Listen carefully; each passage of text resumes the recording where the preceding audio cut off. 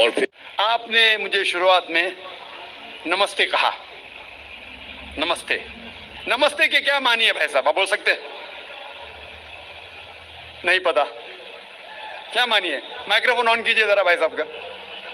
نمستے مطلب میں سر جھکا کے میں آپ کو نمن کرتا ہوں. ہاں, سر جھکا کے آپ مجھے نمن کرتا ہوں. نمن کرتا ہوں. سر جھکا کے, سر جھکا کے مجھے نمن کرنا شرک ہے, حرام ہے, پروہیبٹڈ ہے.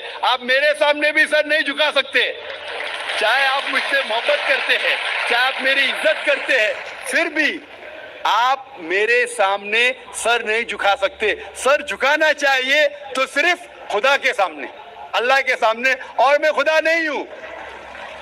آپ جانتے ہیں, آپ میری عزت کر سکتے ہیں, میری بات جو میں کہتا ہوں اس کے اوپر عمل کر سکتے ہیں, لیکن آپ میرے سامنے سر نہیں جھکا سکتے. اسی لیے میں جواب میں آپ کو کہوں گا السلام علیکم. آپ پہ سلامتی ہو, آپ پہ سلامتی ہو. آپ سمجھے نا, میں آپ کے سامنے جھک نہیں سکتا ہوں. یہ سر جھکے گا تو صرف اللہ کے سامنے, صرف خدا کے سامنے. تو آپ نے بڑپن میں مجھے کہا, لیکن اگر غلط چیز کہا تو میں واپس سے جواب نہیں دے سکتا ہوں, کیونکہ میں جانتا ہوں جو لوگ نہیں جانتے وہ ایسے حرکت کر سکتے ہیں. مثال کے طور پہ 1 مہینہ پہلے میں جب بمبے ایئرپورٹ پہ تھا تو ایک عورت, ہندو خاتون, مجھے پوچھی کہ آپ ڈاکٹر ذاکر نائک ہے؟ آئی ڈاکٹر ذاکر نائک؟ میں نے کہا جی ہاں. میں آپ کا روز پروگرام دیکھتی ہوں, میں دبئی سے 25 سال کے بعد بمبئی میں آ رہی ہوں, 25 سال کے بعد ہندوستان میں آ رہی ہوں. اس کی سر پہ ٹکا تھا, ہندو عورت تھی, بولتی میں آپ کے پروگرام دیکھتی ہوں اور بہت الحمدللہ تعریف کرنے لگی. ساری تعریف اللہ کی ہے, میں کچھ بھی نہیں ہوں.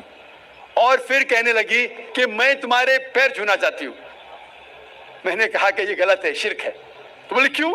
وہی جواب میں نے دیا, آپ جو بھی کہو میں آپ کی بات مانوں گی.